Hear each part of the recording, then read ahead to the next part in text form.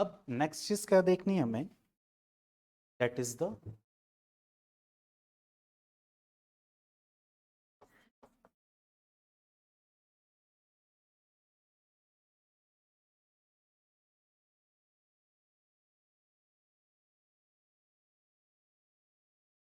Structure of atmosphere.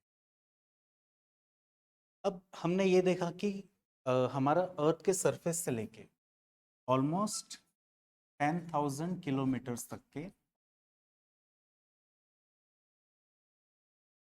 We have a complete atmosphere. But ये atmosphere divided कैसे है, इसमें क्या क्या डिफरेंट और स्फीयर्स है, इसके कंपोनेंट्स क्या है, हमें उसे अंडरस्टैंड करना है थोड़ा सा डिटेल में।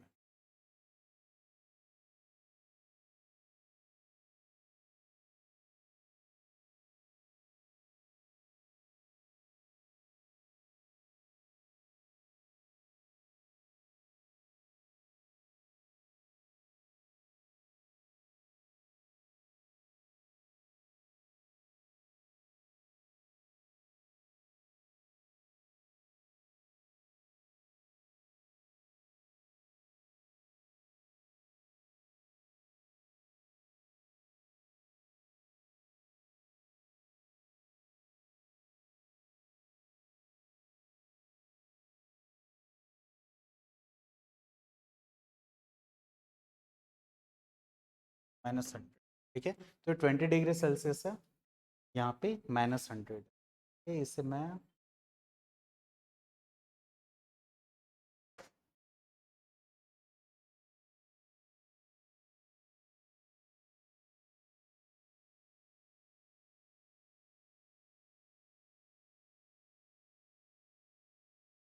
-20, तो ये ठीक है।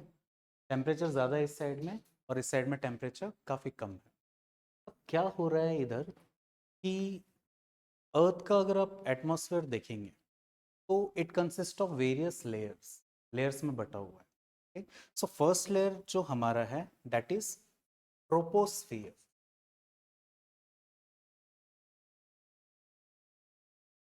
ट्रोपोस्फियर जो है इसका अगर हम हाइट देखते हैं तो इक्वेटर के पास में, मान लो कि this is near the equatorial reason, so equator के पास में it will be almost around 16 to 18 kilometres in height.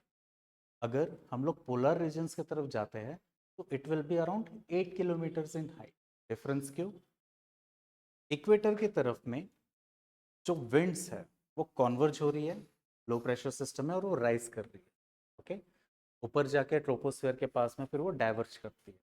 So because of this condition कि विंड्स ऊपर उठ रही है और डाइवर्ज कर रही है, इसकी हाइट थोड़ी ज़्यादा है, okay, and low pressure system है।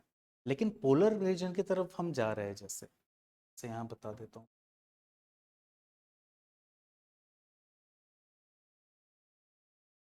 ये इक्वेटोरियल रीजन के पास में विंड्स काफ़ी ऊपर तक जा रही है एंड फिर ये डाइवर्ज कर, बट पोलर रीजन्स के पास में winds they are converging and they are subsiding।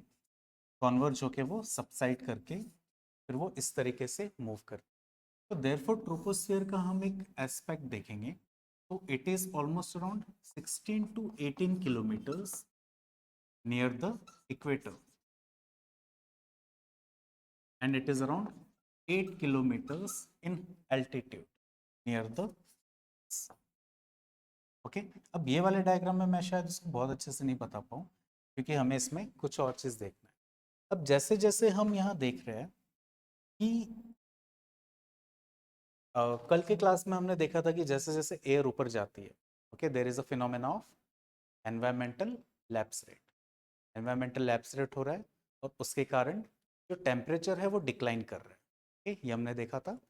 तो यहाँ हम लोग देखेंगे कि टेम्परेचर विल बी, जो एवरेज है it is around 19 degree Celsius, जो ओवरऑल पोलर रीजन और इक्वेटोरियल रीजन का मिला जुला के। सो 90 डिग्री से लेके ये कम होते होते जाएगा ऑलमोस्ट अराउंड 60 -60 डिग्री सेल्सियस पे। तो this will be the first layer of us, this is troposphere. और जिस पॉइंट पे ये स्फीयर एंड हो रहा है, ये लेयर एंड हो रही है, it is called as a pause. Pause of what?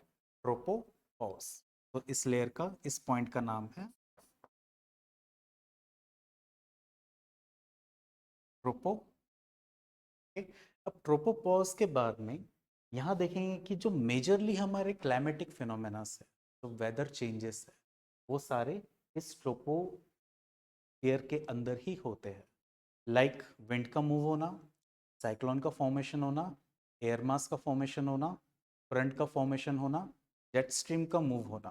ठीक, जेट स्ट्रीम से फिर जो प्रेशर डिफरेंसेस आते हैं उनका फॉर्म होना, क्लाउड के फिनोमेना।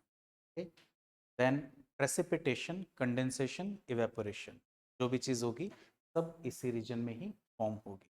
अब इसके बाद में सेकंड केस में देखेंगे कि कुछ दूर तक के या कुछ हाइट तक के ये थोड़ा सा कांस्टेंट रहेगा, एंड एकदम से there will be drastic increase in temperature which will be almost around 0 degree के आसपास रहेगा।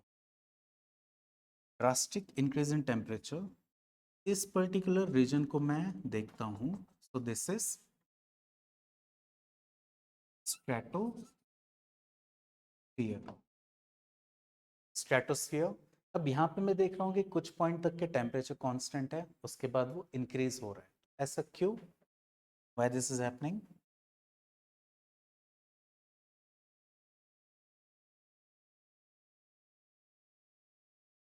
यहाँ पे क्या है? There is a presence of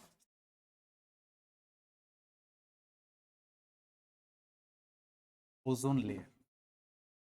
okay, ozone layer second important layer, मतलब सेकंड इंपॉर्टेंट थिंग। सबसे फर्स्ट इंपॉर्टेंट थिंग अर्थ में लाइफ का प्रेजेंट होना, that is geomagnetic field. Geomagnetic field के बाद में second most important thing this ozone layer. अब ozone layer में क्या होता है कि ऑक्सीजन में जब अल्ट्रावायलेट रेज पड़ती है, so they are converted into free radicals. Free radical में वो कन्वर्ट हो जाता है। फिर यही फ्री रेडिकल जब दूसरे ऑक्सीजन से कंबाइन होता है अंडर द अल्ट्रावायलेट रेज, चलिए नीचे से नहीं आ रही, ऊपर से ही आ रही है अल्ट्रावायलेट रेज, तो ये कन्वर्ट हो जाता है ओजोन में। ओके, ये कन्वर्ट हुआ ओजोन में। अब यही ओजोन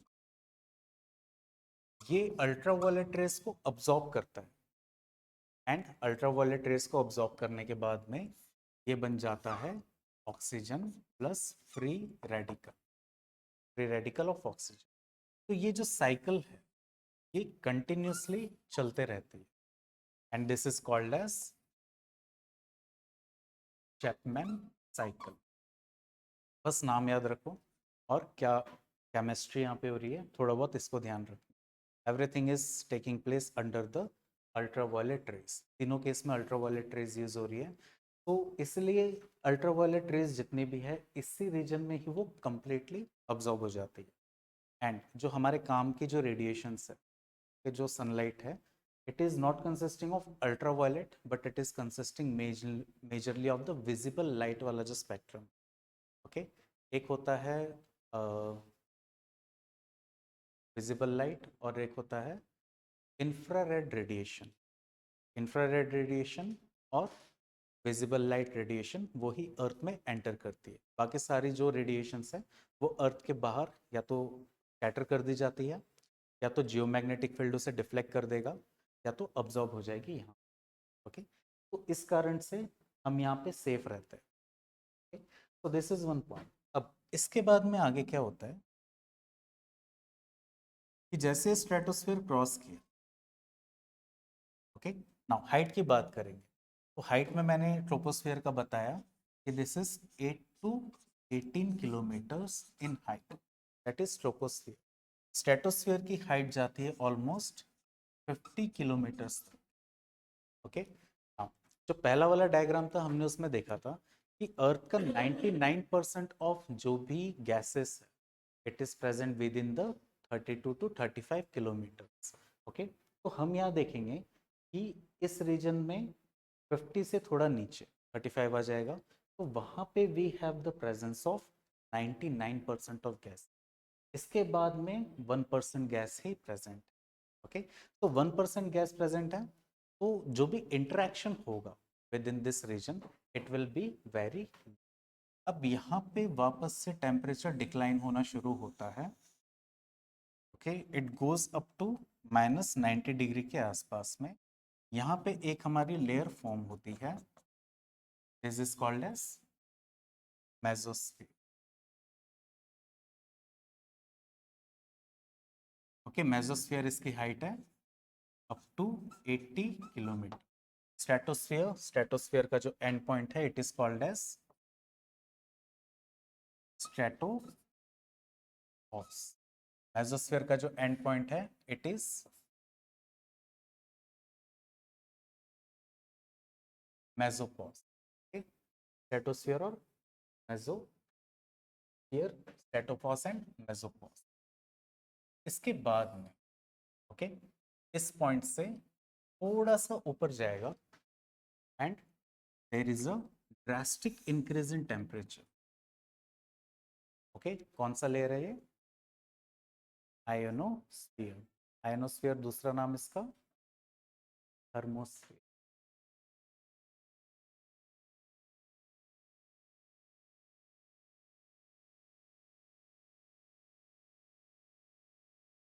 ये जो थर्मोस्फीयर है this is present up to 400 kilometre.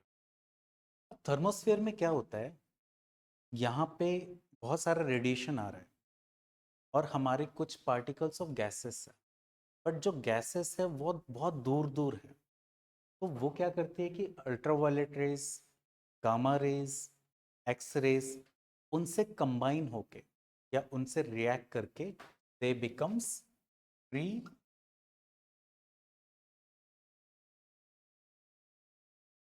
radicals which we also called as ions. इस पर्टिकुलर रीजन में there are high presence of ions, okay, from 80 to 400 kilometres के बीच में। तो देर फोर थर्मोस्फियर में के अंदर में वी विल से दैट कि थर्मोस्फियर के अंदर में there is presence of ionosphere. Okay, temperature इसमें काफी ऊपर तक के चला जाता है। देन इसके बाद वी हैव कौन सा स्फीयर? एक्सोस्फीयर। एक्सोस्फीयर ये चला जाता है अप टू 10,000 किलो के 10,000 किलोमीटर्स तक के फिर एक्सोस्फीयर प्रेजेंट रहता है। अब इसमें अगर आप देखेंगे कि कुछ सैटेलाइट्स या हमारा जो एयरप्लेन है, एयरप्लेन कौन फ्लाई किया है? एयरप्लेन फ्लाई किया है आपने?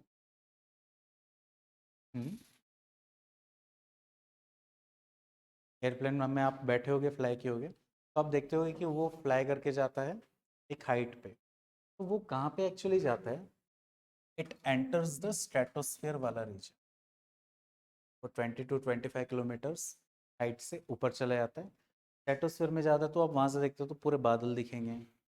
ओके, सनरेज आपको, जैसे अगर मॉर्निंग की फ्लाइट है या एकदम इवनिंग की फ्लाइट है तो आपको पूरा डायफ्रैक्शन और पूरा जो कलर ऑफ एटमॉस्फेयर है वो काफ़ी आपको अलग दिखता है। तो this happens in the phenomena, क्योंकि यहाँ पे स्ट्रेटोस्फीयर में we have different condition, different temperatures आते हैं। यहाँ पे देखिए -60 डिग्री सेल्सियस के आसपास रहता है। तो एयरप्लेन में जो प्रेशर है वो भी आर्टिफिशियली डेवलप्ड रहता है और एयरप्लेन के अंदर में कूलिंग नहीं करते हैं, एसी ऑन नहीं रहता है, वहाँ पे हीटर ऑन रहता है। ये हीटर ऑन रहता है क्योंकि इस कंडीशन में हमारा जो प्लेन है उसको हीट करना है। हमें उतना पता नहीं चलता बिकॉज टेम्परेचर मेंटेन रहता है, बट वहाँ पे हीटिंग होती है।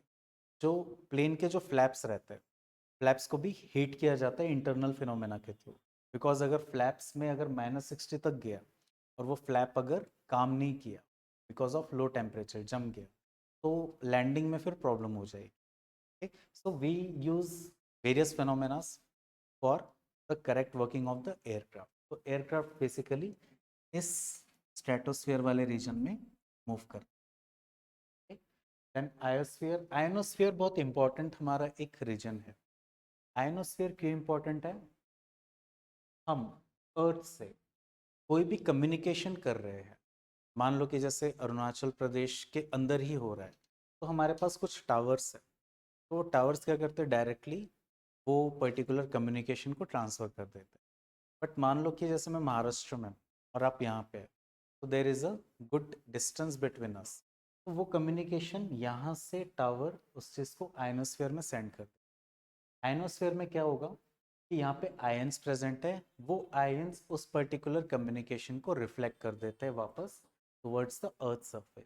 तो with in this part 1500 kilometres of distance हम कैचअप कर सकते हैं। अब अगर डिस्टेंस और दूर है, मान लो कि मैं इंडिया में हूँ और मुझे यूरोप में बात करनी है, तो उस पॉइंट पे ये जो टावर है वो डिस्टेंस देखेगा और इसे उस पर्टिकुलर सैटेलाइट के पास में सेंड कर देगा, जो कम्युनिकेशन सैटेलाइट रहेगी। वो सैटेलाइट फिर वहाँ से उस कम्युनिकेशन को दूसरे टावर्स में ट्रांसफर करता है। तो देयरफॉर दिस रेडिकल आयंस जो इसमें प्रेजेंट है, they are used for the communication purposes also. Solar winds आती है जब, तो ये आयनोस्फीयर थोड़ा सा डिसरप्ट हो जाता है, वो इसके आयंस को थोड़ा बहुत हटा देता है।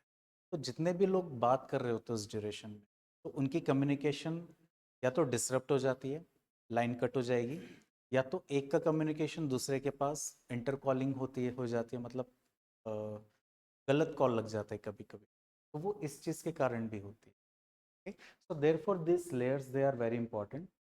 इसमें से हमारे लिए सबसे ज़्यादा इंपॉर्टेंट ट्रोपोस्फियर है, जहाँ पे ऑलमोस्ट सारे फिनोमेनास एटमॉस्फेयर और वेदर के, क्लाइमेट के यहाँ पे हो। ओके,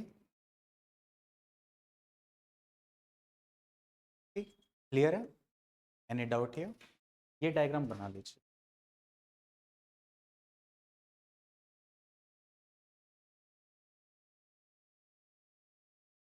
इसके सामने ये free,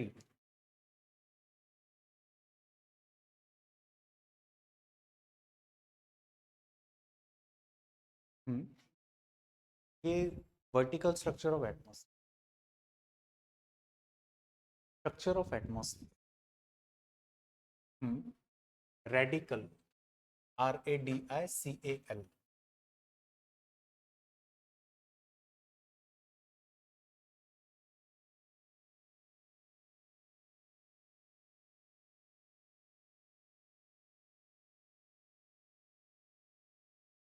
structure of atmosphere.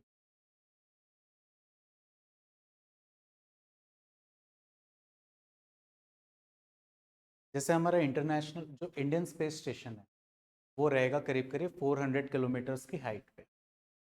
Okay, so that will be just as a part of the exosphere और थर्मोस्फीयर और एक्सोस्फीयर के जस्ट बीच में प्रेजेंट है।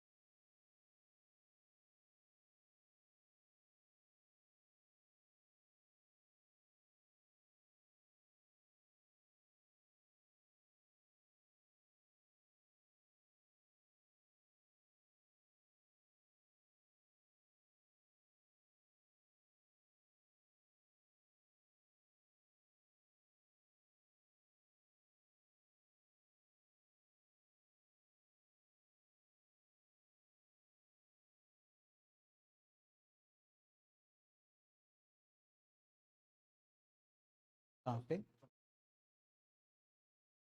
हाँ, मतलब टेक ऑफ के समय ट्रोपोस्फियर में, लैंडिंग के टाइम में ट्रोपोस्फियर। हाँ, मेजरली वो जैसे कि लॉन्ग फ्लाइट है, तो उस पॉइंट पे वो स्ट्रेटोस्फियर में चला।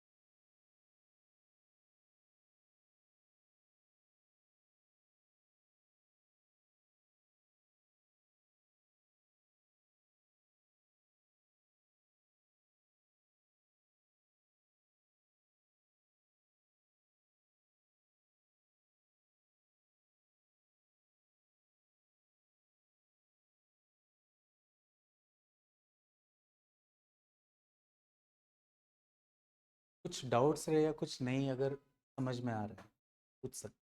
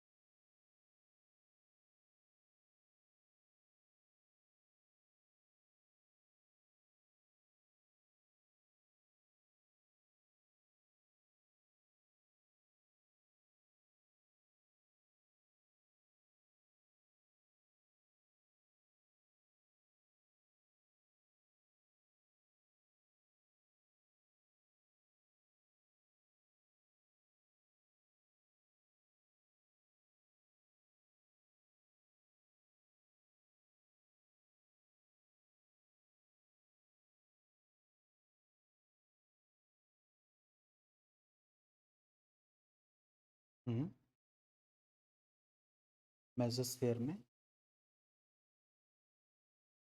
ऑरोरा जाइमोस्फेयर इसमें, ऑरोरा इसमें नहीं होगा क्योंकि आयंस होते हैं।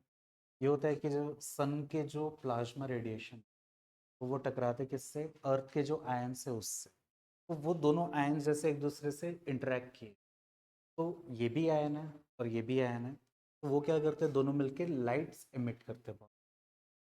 एक केमिकल रिएक्शन होता है, तो केमिकल रिएक्शन में लाइट्स रिलीज होती है, तो वो अकॉर्डिंग टू टेम्परेचर कौन सा टाइप का आयन है उस पर, एलिमेंट कौन सा है उन पर डिपेंड होता है। तो blue light, orange light, red light, green light, तो ये सारी लाइट्स फिर उसमें एमिट हो, तो ये आयनोस्फीयर। मेसोस्फीयर में, मेसोस्फीयर में कुछ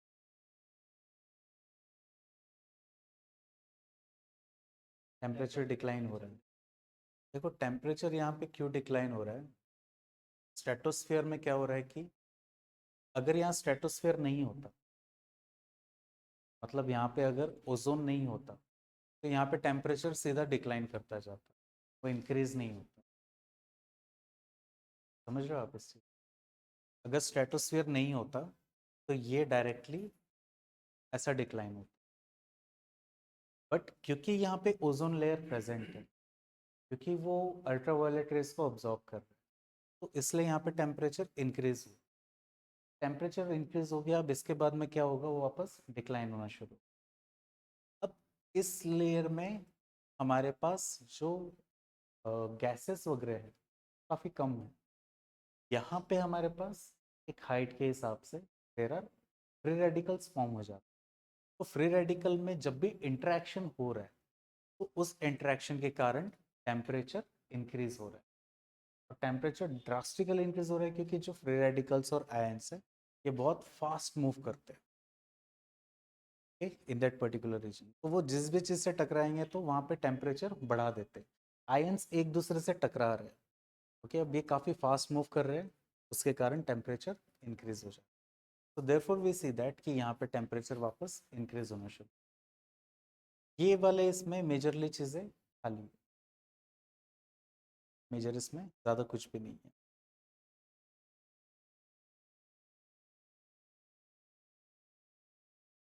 हाँ, सबसे ठंडा यही वाला है, -90 तक जा रही है। ठीक?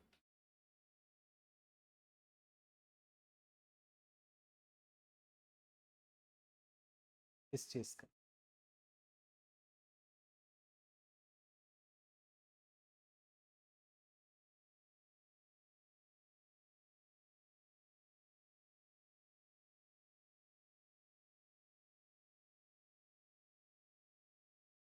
तो ये गर्म क्यों है,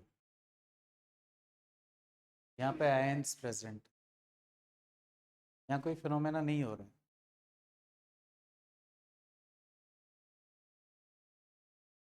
अगर ये फ्री रेडिकल्स यहाँ पे होते तो यहाँ पे टेम्परेचर इंक्रीज हो जाता, और ये मान लो कि जो डिस्टेंस है ये भी बहुत ज़्यादा नहीं है, दिस इज जस्ट 30 किलोमीटर्स का डिस्टेंस,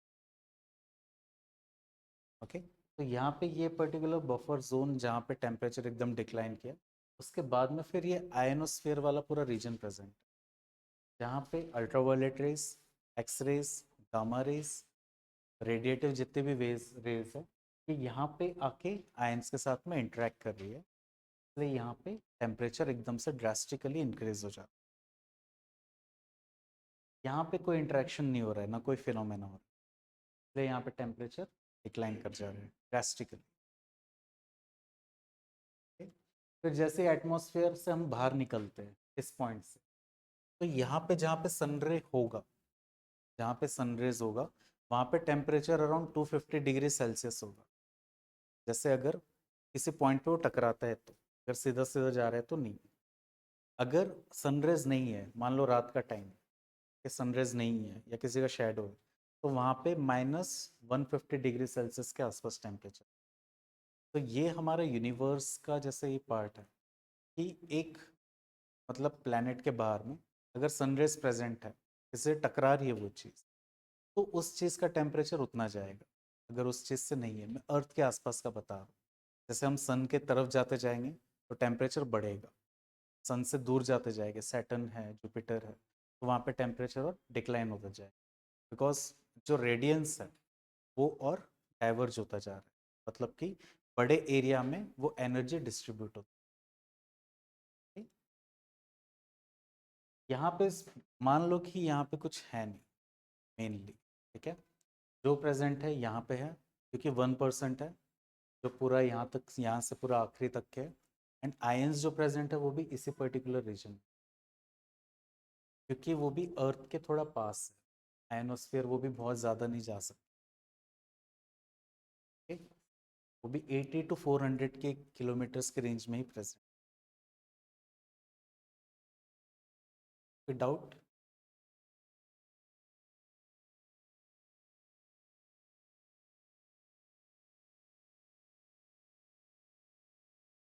ये वाला। हम्म। White is constant for some period of time. अब यहाँ क्या हो रहा है कि अ, देखो, हम एक लेयर से जब दूसरे लेयर में जा रहे हैं, एक लेयर में क्रॉस करके दूसरे लेयर में जा रहा हूँ, तो for certain period of duration यहाँ पे, अब देखो यहाँ पे मैंने एक सिंगल लेयर बताया। अगर मैं इसे और अच्छे से देखूँ, डीपली देखूँ, तो there is a homogeneous layer and there is a heterogeneous layer. ये एक पॉइंट है जो जीएस परस्पेक्शन, एक पॉइंट है जो ऑप्शनल परसेप्शन है। तो ट्रोपोस्फियर के अंदर में भी there are 3 different layers. Troposphere के बाद में स्ट्रेटोस्फियर में भी 3 डिफरेंट लेयर।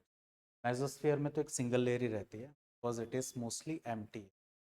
आयनोस्फियर के 4 layer, okay, first second third fourth, A B C D E बोलते हैं, 5 layer actually, A B C D E, जिसमें जो आयंस है उसका interaction with in the layers कैसे कैसे होता है।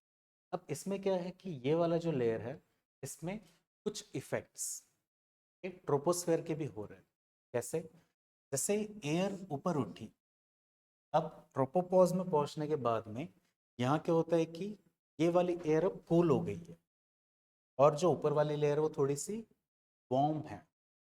यहाँ पे वार्म लेयर है और यहाँ पे कूल लेयर है।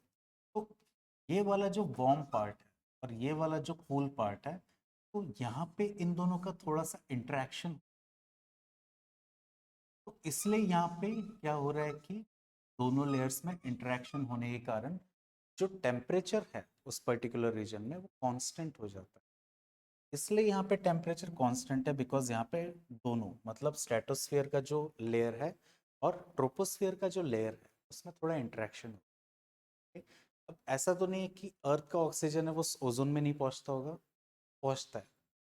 अर्थ में जो नाइट्रस ऑक्साइड है वो ओजोन में नहीं पहुंचता है, पहुंचता है। C F Cs, H F Cs, H C F C, ये सारे ट्रोपोस्फियर से स्ट्रेटोस्फियर तक जाते हैं। ओजोन होल हो क्यों रहा है? बिकॉज ये सारे गैसेस वहाँ प्रेजेंट है। तो ये इंटरफेस है एक, ओके, जहाँ पे इंटरेक्शन हो रहा है between the tropospheric layer and the stratospheric layer. Same चीज़ यहाँ पे भी हो रही है, सेम चीज़ यहाँ पे भी हो रही है। एक पर्टिकुलर पॉइंट तक के there is interaction between the gases which are present in the mesosphere and the stratosphere. Okay, तो यहाँ पे टेम्परेचर थोड़ा सा कांस्टेंट, जहाँ पे इंटरेक्शन खत्म हुआ वहाँ पे फिर there is a drastic decrease in temperature. यहाँ पे भी same phenomena, there is an interaction, तो इसलिए उस ड्यूरेशन में टेम्परेचर ऑलमोस्ट कांस्टेंट हो जाएगा, फिर drastic increase in temperature. Okay, तो ये है, these are the interfacing layers जहाँ पे there is intermixing of the gases between the two different layers. Okay, और कोई डाउट? ठीक है, इसको लिखा लेते हैं, लिख लेते हैं इस पॉइंट्स को। ओके, लिखो structure of atmosphere. Structure of atmosphere,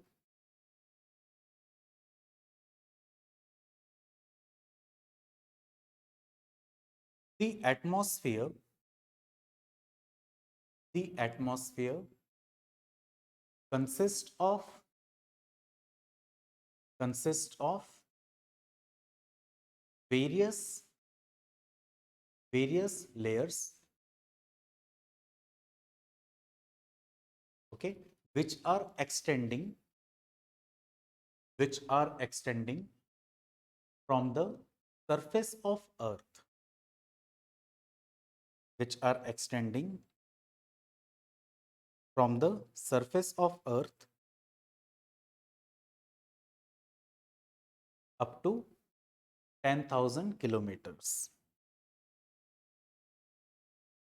Surface of earth up to 10,000 kilometers.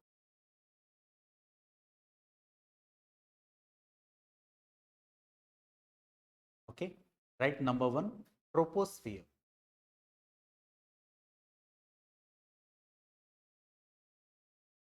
Number one, troposphere.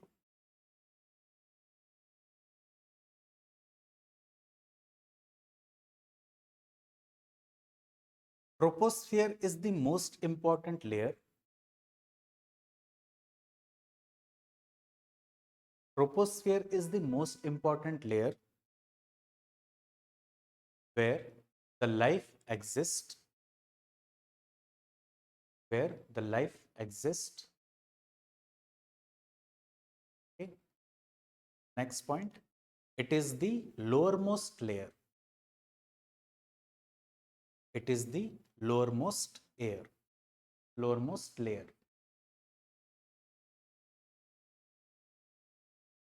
Okay. In this layer, the temperature declines. In this layer, the temperature declines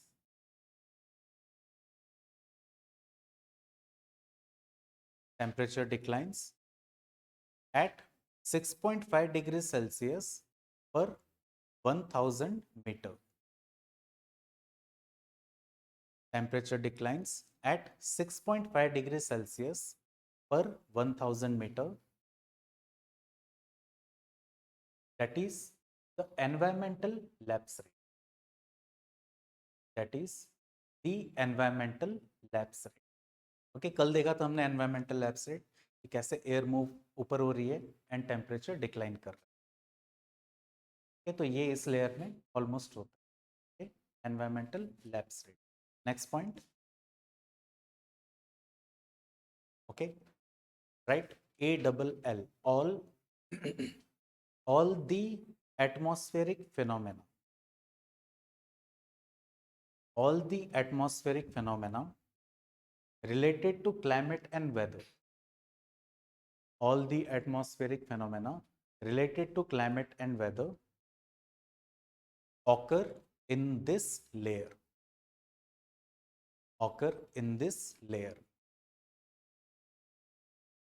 underline कर दो इसको, all the atmospheric phenomena को underline, all the atmospheric phenomena. ये important point है, तो question आया हुआ है, उसको डिस्कस करेंगे नेक्स्ट पॉइंट में। Cloud formation,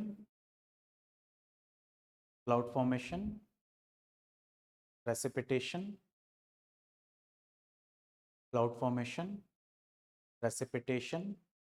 condensation, cyclone, cloud formation, precipitation, condensation, cyclone, anti cyclone, jet stream,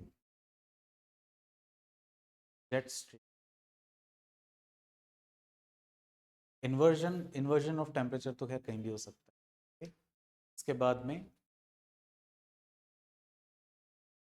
etcetera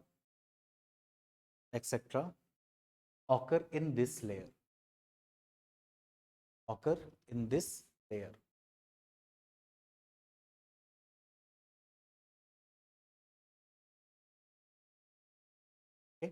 फिर इसके बाद लिखना है this layer extends from 18 kilometers near equator,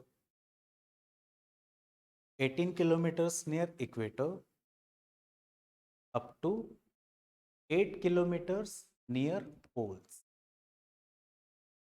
18 kilometers near equator, up to 8 kilometers near pole.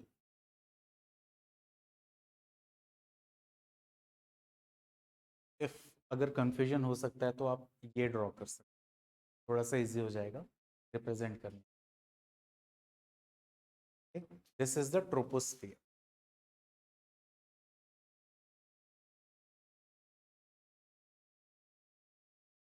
This is tropopause.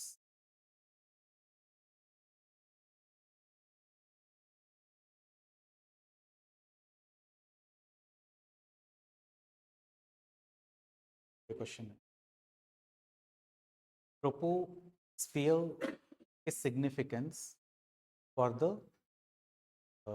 various weather phenomena on earth. कोई question ढूंढ रहा हूँ, मैं नेट नहीं चल रहा है, एग्जैक्ट क्वेश्चन क्या है वो मेरे को आपको लिखाना, आपको होमवर्क देना है वो, तो फिर हम कल डिस्कस करेंगे।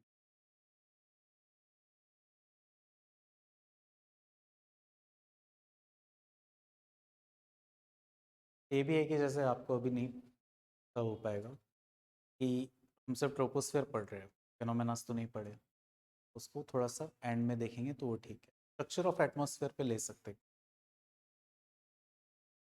ओके, ये हो गया। Now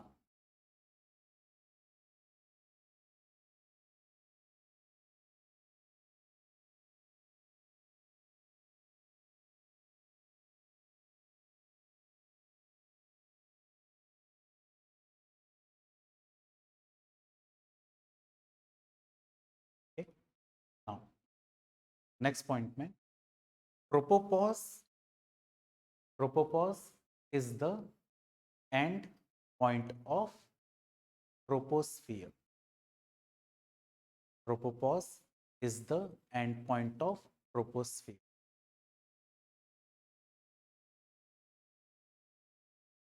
Beyond which stratosphere starts. Beyond which stratosphere starts. Okay. Next layer लिखेंगे, second layer stratosphere. Next layer stratosphere.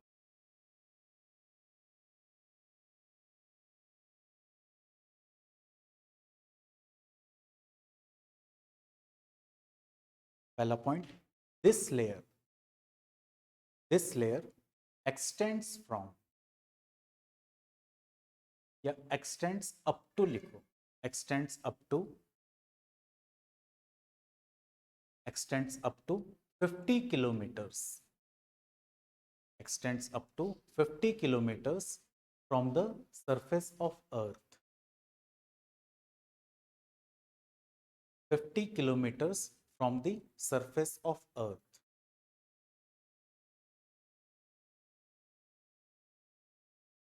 एक पॉइंट इसमें लिख लो ट्रोपोस्फियर वाले में कि the temperature declines up to -60 degree Celsius. एक पॉइंट उसमें लिख लो, the temperature declines up to -60 degree Celsius. क्यों हो रहा है? एनवायरमेंटल लैप्स रेट के कारण टेम्परेचर डिक्लाइन हो रहा है।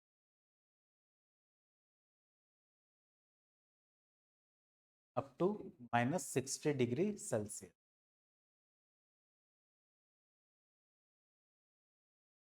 ओके, वापस स्ट्रेटोस्फेयर में आएंगे। ओके, स्ट्रेटोस्फेयर में second point,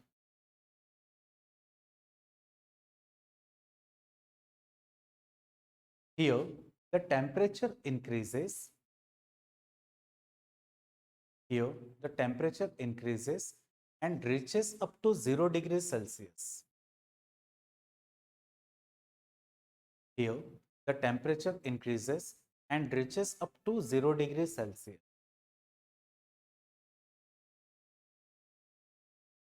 Full stop. Next point, the increase in temperature, the increase in temperature results from the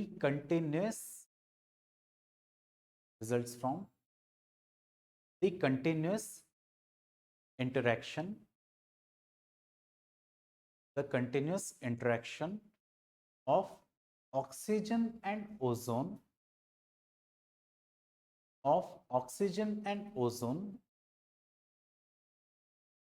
with their formation and destruction,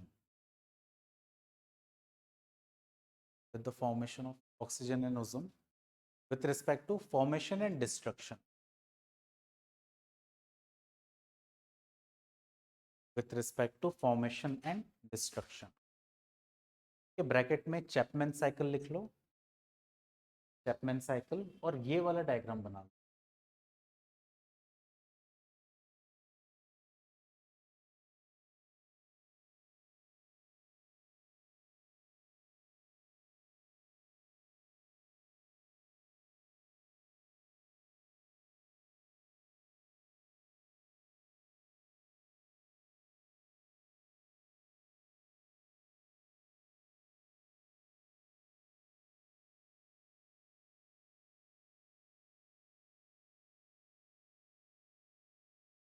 क्या? वो रेडिकल है। इस चीज को जो दो डॉट आ जाता है, it is called as radical. Oxygen radical.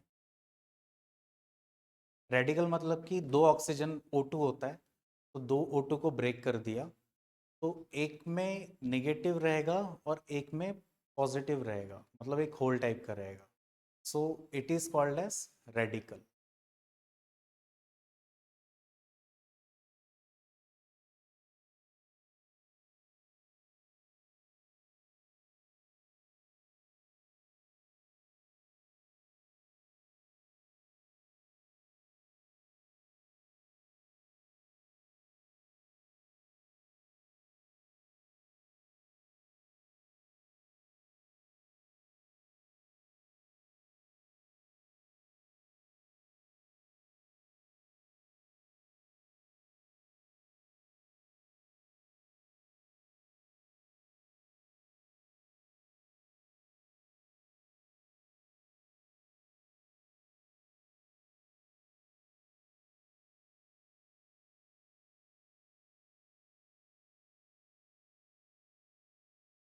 हो गया। नेक्स्ट पॉइंट में, the major long distance aircrafts, the major long distance aircrafts fly in the stratosphere. The long distance aircrafts fly in the stratosphere. बहुत पहले एक question पूछा था UPSC ने prelims में कि एयरक्राफ्ट कौन से लेयर में फ्लाई करता है, तो it was the answer was stratosphere. तो उसका आंसर स्ट्रेटोस्फीयर था कि वो स्ट्रेटोस्फीयर लेयर में फ्लाई करता है। टेक ऑफ और लैंडिंग तो इसमें होगा ट्रोपोस्फीयर में, बट मेजरली उसका जो फ्लाई एरिया है that will be this stratosphere. Okay, इसके बारे में कुछ और एक पॉइंट लिख लो। Next point, the gases like, the gases like halons, the gases like halons, halons, HALONS, halons, example chlorine, example chlorine, bromine, BROMINE, bromine, CFCs, CFC, chlorofluorocarbon होता है उसका full form, HFC, HCFC, HCFC, comma etc etc causes hole in the ozone layer, causes hole in the ozone layer। अब जब हम लोग climate change का topic पढ़ेंगे तो उसमें एक टॉपिक रहेगा ओजोन, तो उसमें मैं आपको बहुत अच्छे से बताऊंगा कि ये ओजोन होल कैसे फॉर्म होता है, कौन कौन से मतलब आर्कटिक और अंटार्कटिक रीजन में फॉर्म होता है, एंड उसका एक्चुअल फिनोमेना क्या है। ठीक? तो वो या तो इसमें कवर होगा क्लाइमेट चेंज वाले टॉपिक में, या तो एनवायरमेंट में कवर होगा अंडर द क्लाइमेट चेंज, दो में से एक जगह पे हो जाए। Next is third layer, that is mesosphere. Third layer is mesosphere.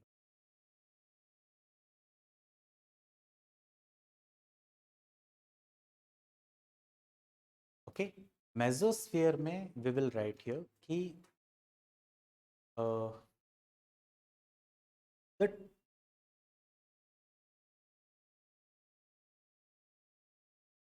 The absorption, absorption, ABSORPTION, absorption of heat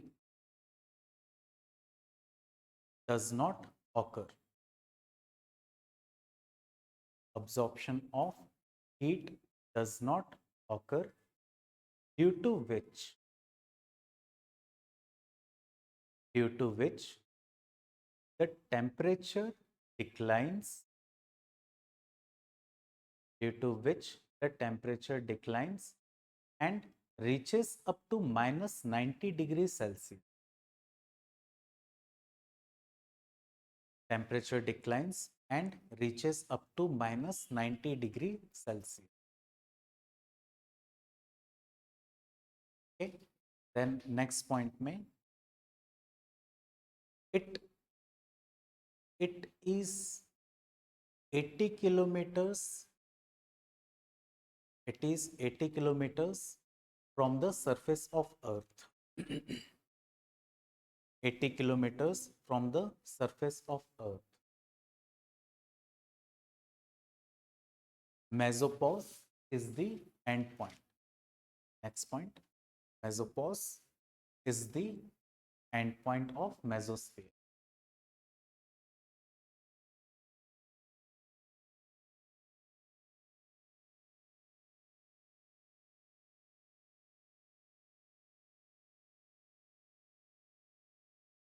Okay. Next is thermosphere.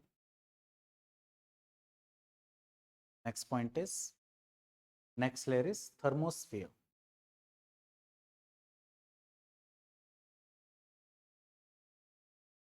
Thermosphere extends up to 400 kilometers. Thermosphere extends up to 400 kilometers. Next point. Here, selective absorption of various radiations. Selective absorption of various radiations, bracket में लिखेंगे short wavelength, bracket में short wavelength like X-ray, short wavelength like X-ray, gamma ray, alpha ray occurs, ultraviolet भी लिख सकते, ultraviolet rays occurs by oxygen and nitrogen, occurs आपने क्या लिखा है?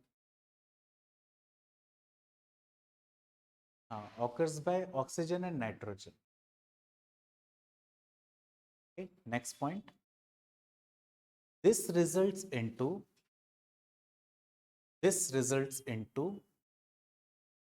the formation of ions. This results into the formation of ions through the process of ionization. Through the process of ionization.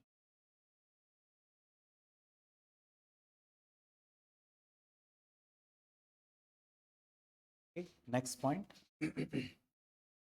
Therefore, this layer is also called as ionosphere. Therefore, this layer is also called as ionosphere.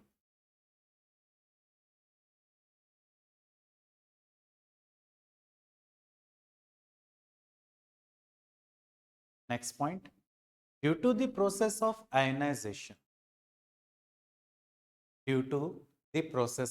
ionization, the temperature increases sharply. Due to the process of ionization, the temperature increases sharply, reaching beyond 1200 degrees Celsius. Reaching beyond 1200 degrees Celsius.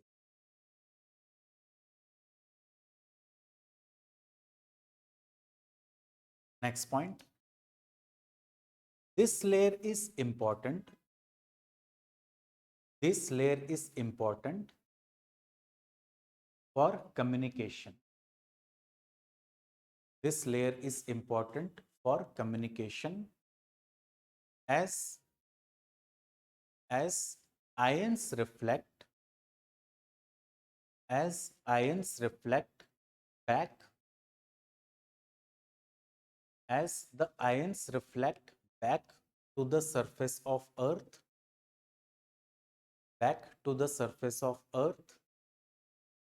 the short wave communication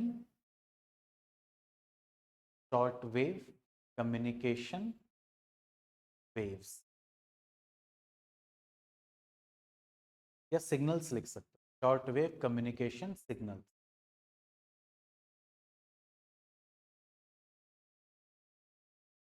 next point में दी aurora AURORAS auroras phenomena. The auroras phenomena occurs in this layer. The auroras phenomena occurs in this layer. Bracket में लिखना Earth's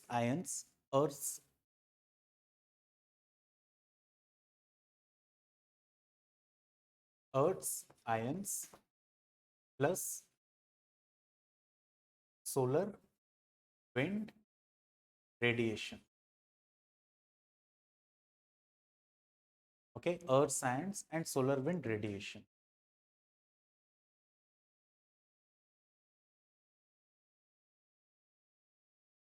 Earth's ions and solar wind radiation.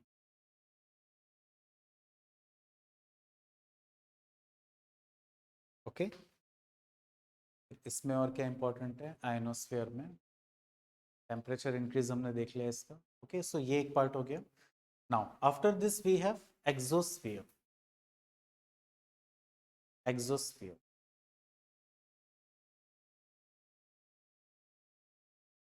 Okay, first point, it extends from 400 kilometers. It extends from 400 kilometers up to 10,000 kilometers. It extends from 400 kilometers to 10,000 kilometers.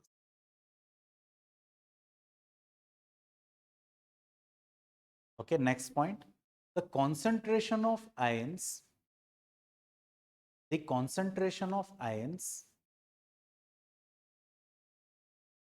in this layer is very less. The concentration of ions in this layer is very less.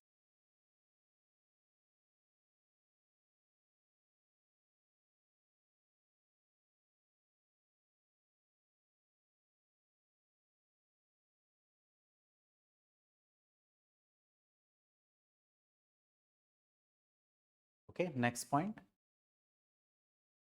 Here the temperature increases. Here the temperature increases sharply.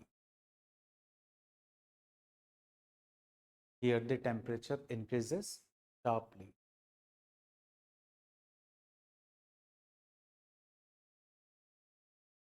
Okay, और फिर the end point of this the end point of next point में the end point of the exosphere merges with the universe. The end point of the exosphere merges with the universe. Merges with the universe.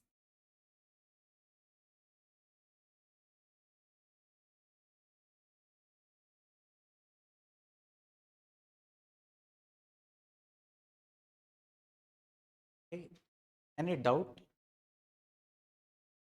Okay.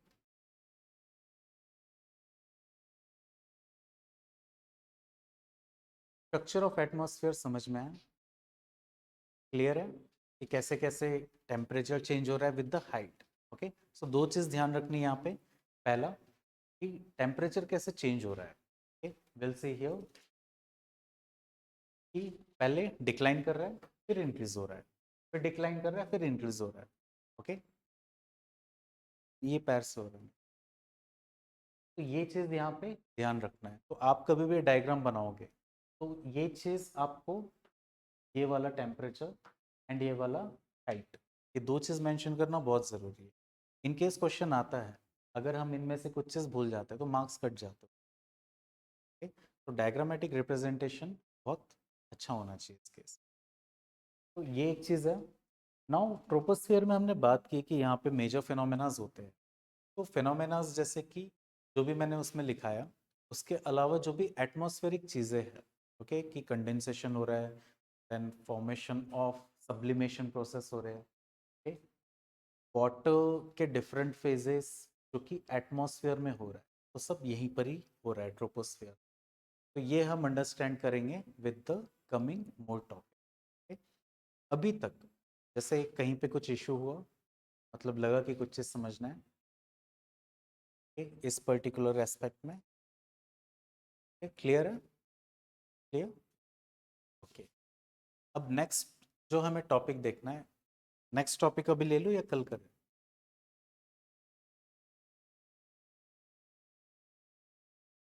Okay, एक topic है heat budget of अर्थ। हाँ, 5 बजे तक ले लूँ ना? तो let's move with the next topic.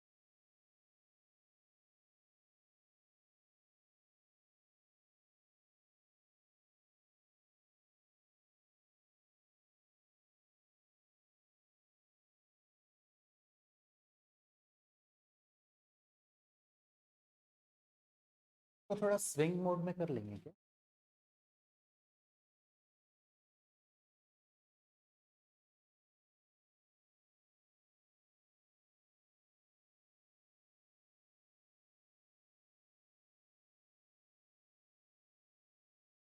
बस हवा नहीं आ रही, बहुत गर्मी लग रही है। चलिए, ये बोर्ड जो होता है ना गर्म करता है, इसके कारण गर्म हो जाता हम लोग। तो जैसे ये रहा ना, तो ये सेटिंग इसके ऐसे ऐसे नहीं, वो अभी भी इस साइड से होना चाहिए जब भी डिजिटल बोर्ड होता है। नॉर्मल बोर्ड रहा तो उसमें प्रॉब्लम नहीं होती, बस ये हीट नहीं करता है। ओके,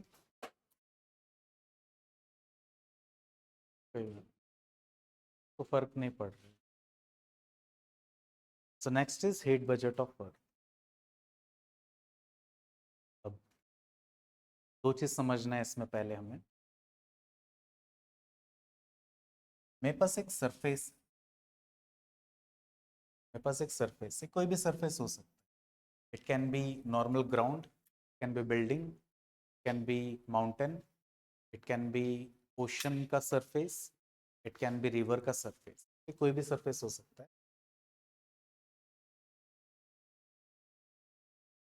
सन से there will be a coming of a,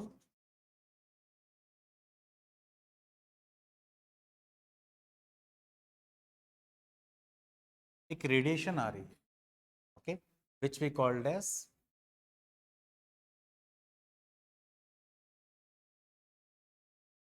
incoming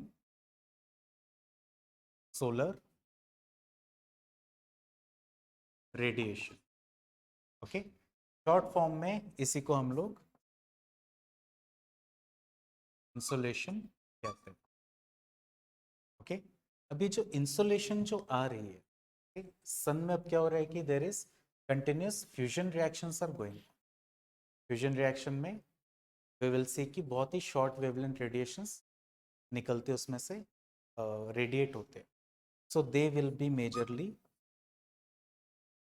short wave.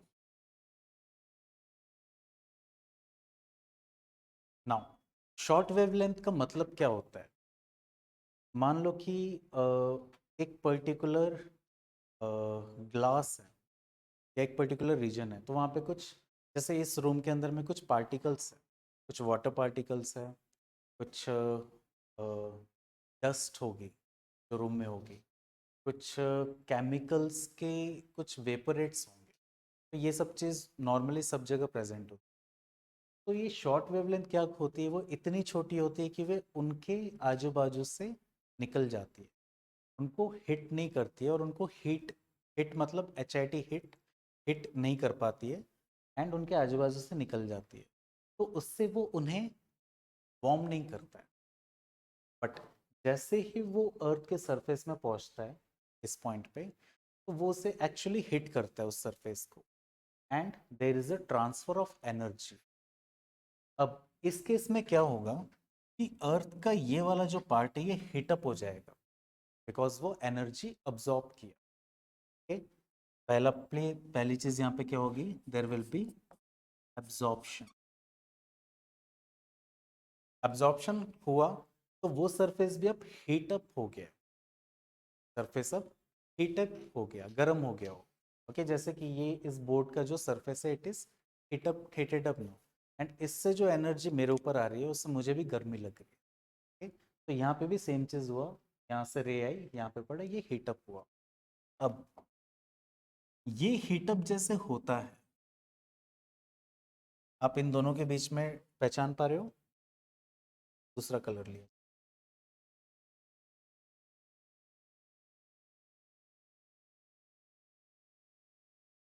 ये आपको दिख रहा है?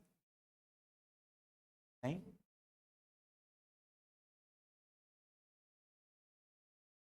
ये भी नहीं दिखेगा, ये वाला ये दिख रहा है। ओके, तो यहाँ पे क्या हो रहा है कि जैसे ही ये सरफेस हीटअप हुआ, तो वो एक अलग वेव रिलीज करेगा यहाँ से, जो कि एक लॉन्ग वेवलेंथ रेडिएशन होगा।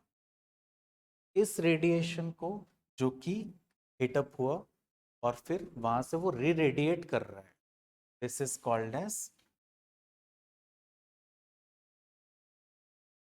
Terrestrial radiation. Okay, outgoing radiation भी कहते हैं इससे। Okay, so this is majorly the terrestrial radiation. ये जो रेडिएशन है, this is long wavelength. Long wavelength की बात करेंगे तो majorly it is infrared. Okay, infrared है। okay? और ये वाला जो शॉर्ट वेवलेंथ आ रही है वो अल्ट्रावायलेट से, फिर अल्ट्रावायलेट से पीछे जा रही है एक्सरेज वगैरह की तरफ में, मतलब विजिबल लाइट से अल्ट्रावायलेट लाइट और उसके पीछे जा रही है। So those are the part of the short wavelength. Long wavelength infrared से हमारा शुरू होता है। okay? तो यहाँ क्या हो रहा है कि देर इज सन से, ओके, अब हमारी जो अर्थ है ऐसा तो नहीं कहीं छुप जा रही है, it is always near the sun, एक फेस उसका हमेशा सन की तरफ है, and light continuously earth receive कर रहा है। So there is a continuous receiving of this short wavelength radiation, and there is a continuous outgoing of this long wavelength radiation, that is the insolation, incoming radiation, outgoing radiation और terrestrial radiation। अब होता क्या है कि यहाँ पे हमारे पास कुछ एनर्जी आई,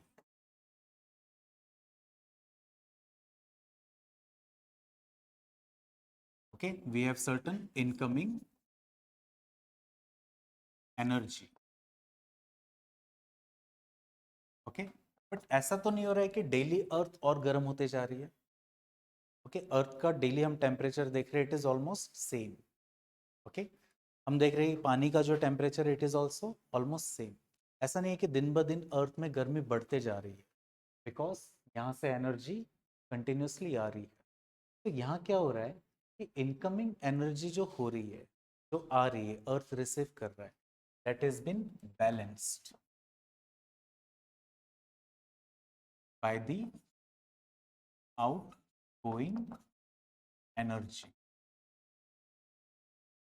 और बैलेंस में हम क्या देखते हैं कि certain amount of energy it is used by the oceans, life जो हम लोग हैं। ओके, कुछ एनर्जी यूज होती है for the movement of wind, कुछ एनर्जी यूज होती है फॉर जो रिवर्स है, तो रिवर्स का जो वी कैन से कि कुछ एनर्जी वो भी अब्जॉर्ब करता है विंड मूवमेंट, ग्लेशियर का पिघलना, ओके, देन रिवर्स में वी विल सी वाटर का एक्सपेंशन, ओके, हीटिंग और कूलिंग। तो यहाँ पे वी सी दैट की certain energies use by fuel. तो जब ये पार्ट जो कि इनकमिंग पार्ट और आउटगोइंग पार्ट ये दोनों बैलेंस आउट हो जाता है, तो we call this as a balanced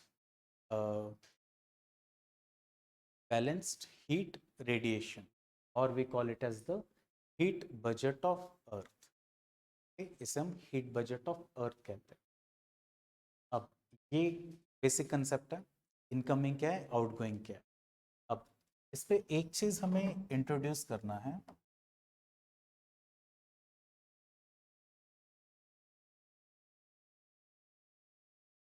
ये अर्थ का सरफेस है,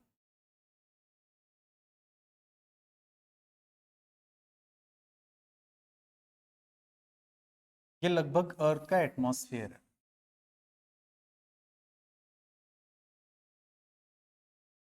okay, this is the atmosphere of earth, this is सन।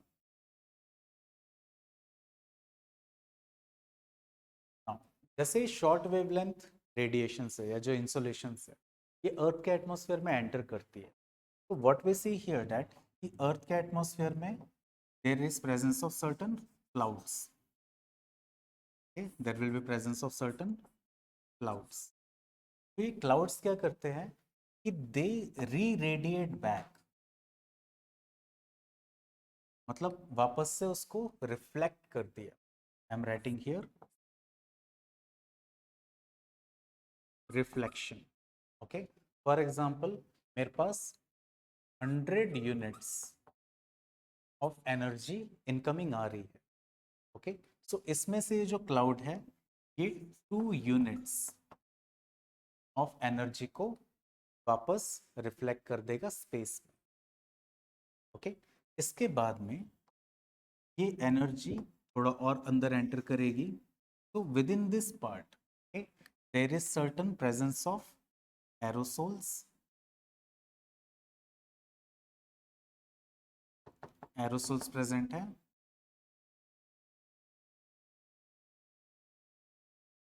ये एरोसोल्स क्या करते हैं, they cause a phenomena which is called as scattering of light.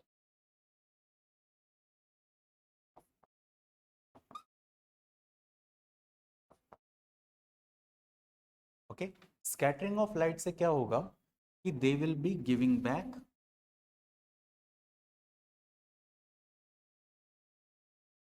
6 units of energy, okay, 6 unit of energy वापस बाहर चले जाए, ओके।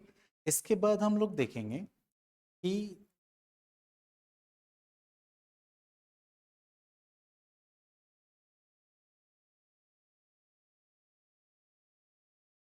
ओके, नाउ एक cloud हमने यहाँ पे देखा है, एक एक्चुअली क्लाउड नहीं है, इसे हम देखेंगे कि ये अर्थ के सरफेस में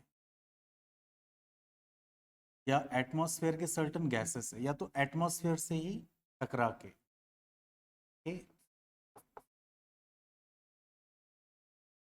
एटमॉस्फेयर से टकरा के 2 यूनिट्स वापस चलेगी। अब अर्थ में जब आप देखोगे तो देर आर 2 टाइप्स ऑफ और 3 types of clouds are there. एक तो हाई क्लाउड्स है, एक मिडिल क्लाउड्स है और एक लोअर क्लाउड्स है। तो यहाँ पे ये तीनों टाइप के जो क्लाउड हैं, okay, these are high cloud, these are middle cloud and these are low cloud. तो ये तीनों टाइप के जो क्लाउड हैं ये all together they reflect back, okay, almost around 27 units of energy, okay, so this is basically done by the process of reflection, which is done by the clouds। now अब मैं इसको अगर add करता हूँ तो ये कितना हो जाएगा, 29 35 यूनिट। तो आई एम सीइंग हियर कि 35 units it is directly going out of the earth, okay, in the form of either scattering or reflection। इसमें से we will see that कि certain amount of energy it is absorbed by by clouds, certain by atmosphere, okay, and certain by water vapors, okay. तो एक certain amount of energy यहाँ पे absorb भी होती है.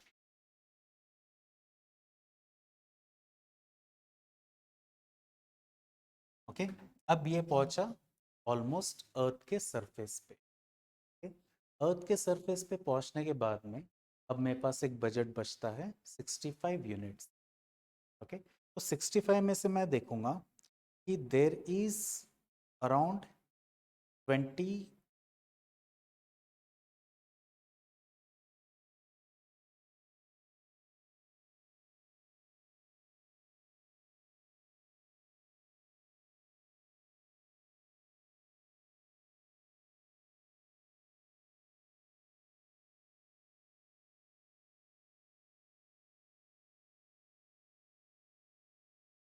मैं यहाँ पे एक पॉइंट बना रहा हूँ. Okay and I am writing here absorption. Absorption में आई हैव टोटल 14 यूनिट्स जो भी मैंने बताया कि वाटर सरफेस, ग्लेशियर, ओशन का सरफेस, देन जो प्लांट वगैरह होता है उसका सरफेस. तो उससे 14 यूनिट्स यहाँ पे अब्जॉर्ब हुई है.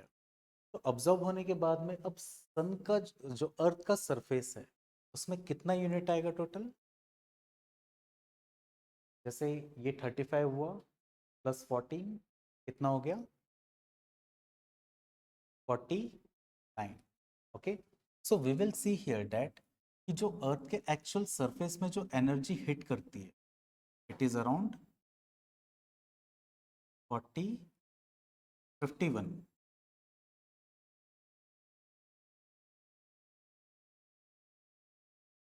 It is 51 units. अब इसके बाद में अब अलग फिनोमेना और होते हैं. क्या होता है अर्थ के अंदर में. जैसे कि इस पर्टिकुलर सरफेस में सनलाइट आई तो वो क्या करेगा कि उस रीजन को हीट करेगा.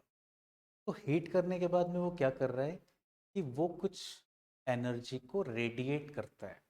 कि जैसा हम पहले देखें कि रेडिएशन हो रहा था और टेरेस्ट्रियल रेडिएशन से बाहर जा रहा था. सो रेडिएशन एक फिनोमेना हुआ.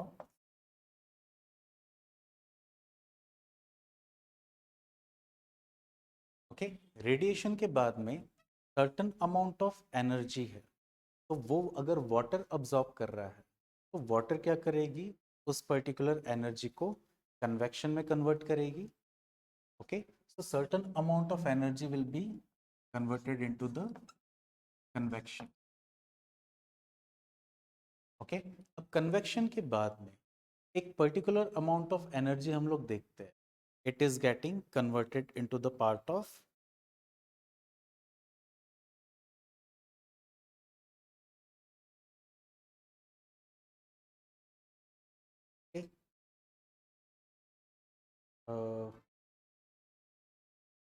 Radiation, conduction.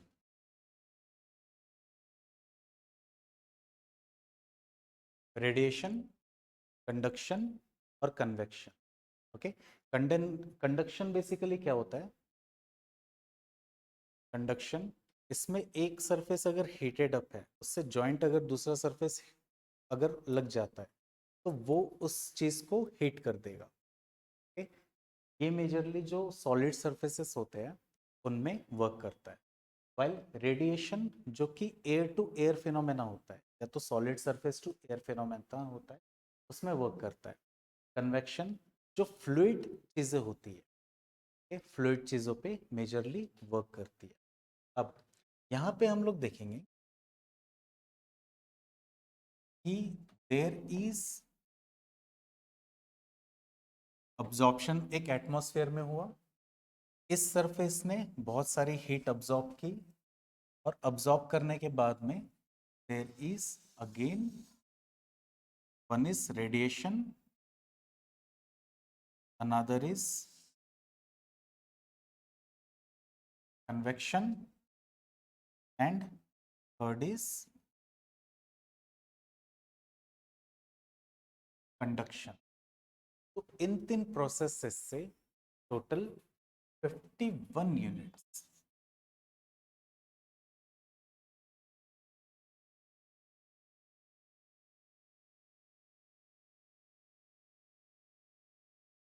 नहीं, आपने क्या बोला?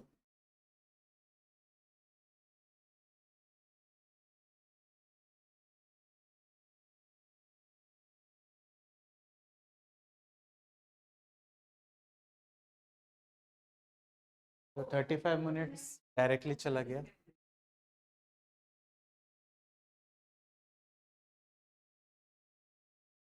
समझ गया? एक्चुअली ये मैं माइनस करते जा रहा था, 2 यूनिट, 6 यूनिट, 27 यूनिट, ये तीनों डायरेक्टली बाहर चले गए। तो ये 35 यूनिट्स हो। फिर 35 में से मैंने और 14 माइनस किया जो अब्जॉर्ब हुआ। अब्जॉर्ब करने के बाद में 14 यूनिट्स यहीं से अब्जॉर्ब हुआ, एंड अर्थ में 51 यूनिट्स है। तो 51 में से आई एम सीइंग दैट कि there is radiation, conduction and convection. इन तीन प्रोसेसेस से एनर्जी बाहर जा रही है। अब इसमें वी विल सी दैट कि जो एक रेडिएशन है, इट इज ऑलमोस्ट अराउंड,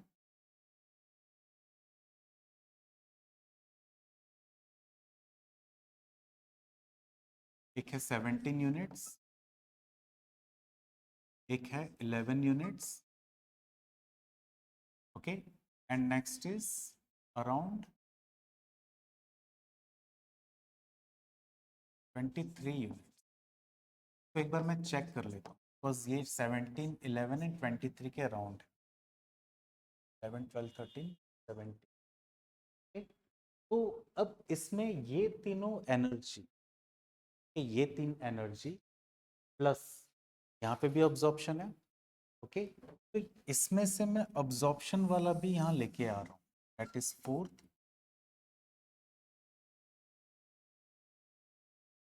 ये भी जो ऑब्जॉर्ब किया है वो भी रेडिएट बैक करेगा, ओके। तो ये भी रेडिएट बैक कर रहा है अराउंड 14 यूनिट्स। तो ये 51 यूनिट्स प्लस 41 यूनिट्स, ये मिलके बनता है 65, जो अर्थ से वापस जा रही है to the various processes of radiation, conduction, convection and absorption. So इस तरीके से व्हाट वी सी दैट कि 100 यूनिट्स अर्थ में एंटर की, ओके। कुछ डायरेक्टली एटमॉस्फेयर से रिफ्लेक्ट कर गई, कुछ स्कैटरिंग से रिफ्लेक्ट की, कुछ क्लाउड से रिफ्लेक्ट, देन कुछ अब्जॉर्ब हुई 14 units, then rest is absorbed by the surface of earth.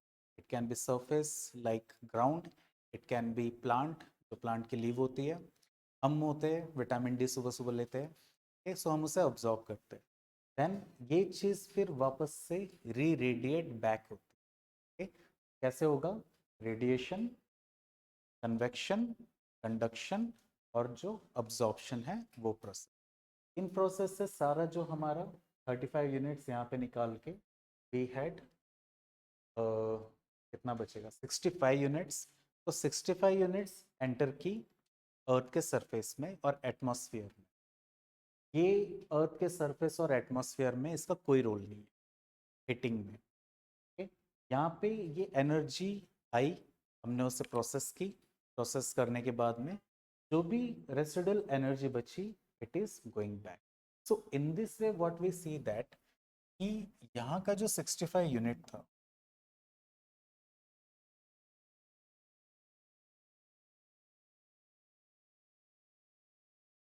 this is equated by the 65 units which is outgoing. So ये 65 unit, it is part of the insolation.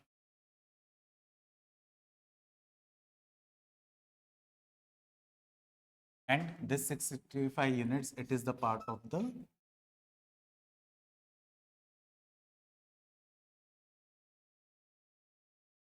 terrestrial radiation. जैसे ये दोनों equal हो गए, ये दोनों equal हो गया, so this is we call it as the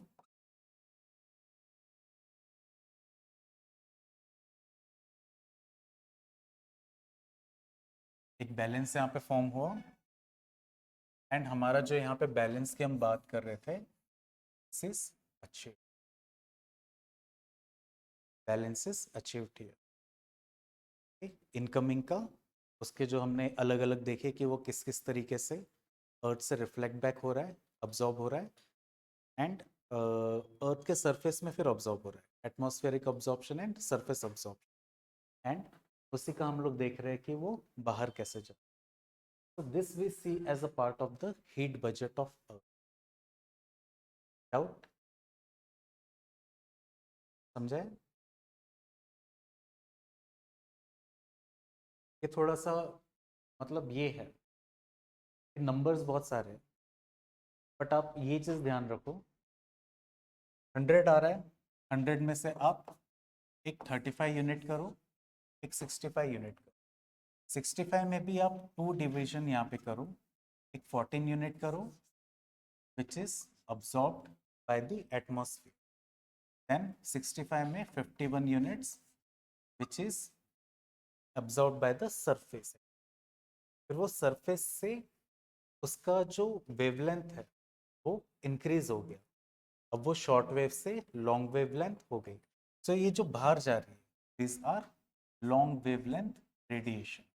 किस तरीके से जा रही है, कुछ अब्जॉर्प्शन रेडिएशन से हुआ, कुछ कन्वेक्शन से हुआ, कुछ कंडक्शन से। तो ये 51 इन तीनों में डिवाइडेड, ये 14 it is directly going as a part of absorption. तो इस चीज को हम जब मैच करते हैं 65 तो 65 और 51 टू दिस 51, तो वो चीज हमारा एक बैलेंस क्रिएट आउट करके दे।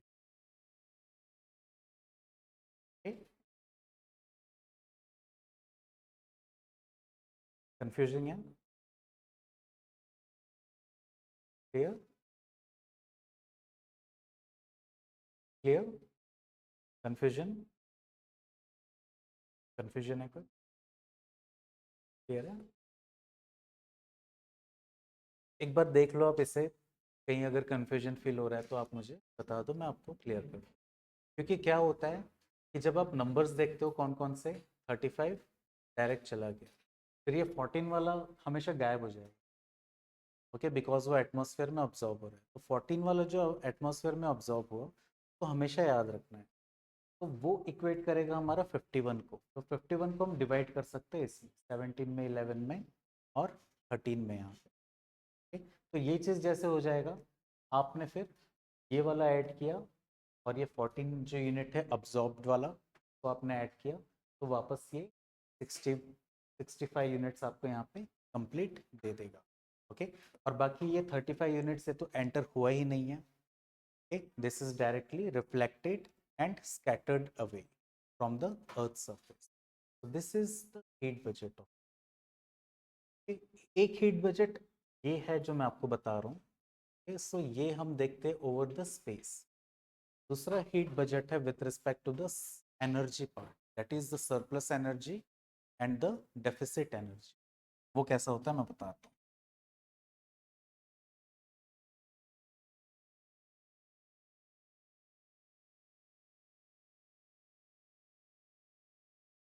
देखो, अर्थ का जो वी विल सी दैट जो स्ट्रक्चर है it is almost like that, कि मैं इस सरफेस को देखूंगा तो इट इज ऑलमोस्ट फ्लैट, यहाँ पे मैं इसे देखूंगा तो इट इज स्लैंटेड, ओके। और इस पोलर वाले रीजन में देखूंगा तो it is very highly slant, okay. यहाँ पे स्लैंटिंग इतनी ज़्यादा है कि एनर्जी यहाँ पे बहुत कम रिसीव हो पाती है। तो if I talk in terms of energy here, तो अगर 3 यूनिट्स मेरे पास आ रहे हैं तो 3 यूनिट्स मेरे बहुत छोटे से डिस्टेंस में कॉन्वर्ज हो रहा है, ओके, और स्प्रेड हो रहा है। बट वही 3 यूनिट्स मेरे इस रीजन में काफ़ी लार्ज एरिया में स्प्रेड हो रहा है, एंड वही 3 यूनिट्स यहाँ पे और लार्जर एरिया में स्प्रेड हो रहा है। सो मैं इससे क्या समझ पा रहा हूँ कि जैसे मैं इक्वेटर से पोल की तरफ जा रहा हूँ तो वैसे वैसे जो अर्थ में एनर्जी रिसीव हो रही है दैट इज डिक्लाइनिंग, ओके, वैसे वैसे एनर्जी डिक्लाइन हो रही। अब यहाँ पे we have this is 0 degree, that is the part of equator. It's 30 degree, this is 60 degree, and this is 90 degree. Now होता ये है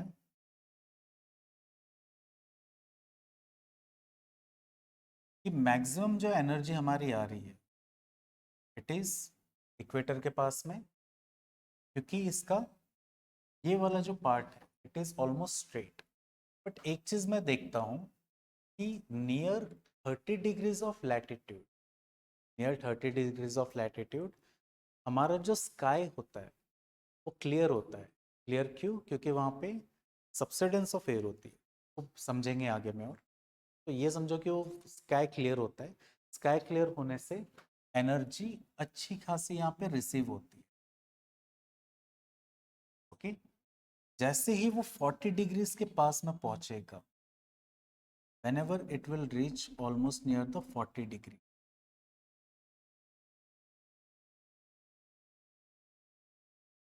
इसको थोड़ा सा मैं ये करूँ,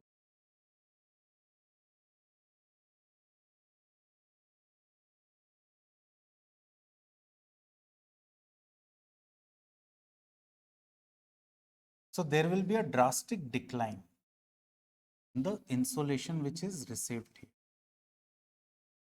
40 डिग्रीज के बाद। ये 40 डिग्री याद रखना है, there will be drastic decline here. Okay, मैं एक रीजन इसमें निकालता हूँ which is 40 degree to 40 degree. अब ये वाला जो रीजन है मेरा which is present between 40 to 40, this is called as heat surplus region. While ये वाला जो एरिया है एंड ये वाला जो एरिया है जहाँ पे मैं डेफिशिएंसी देख सकता ऑफ द एनर्जी, तो this is the heat deficit region. तो यहाँ पे हमारा दूसरा हीट बैलेंसिंग समझ में आता है which is varying longitudinal, longitude के हिसाब से, लैटिट्यूड्स के हिसाब से वो वेरी कर रहा है। ओके, इक्वेटर में ज़्यादा है, 30 डिग्रीज में भी अच्छा ज़्यादा है, बट जैसे 40 डिग्रीज क्रॉस करता है उसके बाद में वो डिक्लाइन होना शुरू हो जाता है। तो this is the heat surplus region and this is the heat deficit region. But एक चीज़ होती है हमारे एटमॉस्फेयर कि एटमॉस्फेयर में फिनोमेनाज होते हैं like wind circulation, easterlies, westerlies, polar easterlies. Okay, then we have cyclones. Okay, we have anticyclone. Okay, we have jet streams. तो ये सब चीजें क्या करती है कि all this phenomena they transfer heat